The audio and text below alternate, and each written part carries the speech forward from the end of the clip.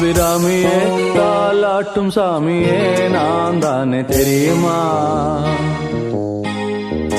சிவகாமியே சிவனில் நீயும் பாதியே அதுவும் உனக்கு புரியுமா?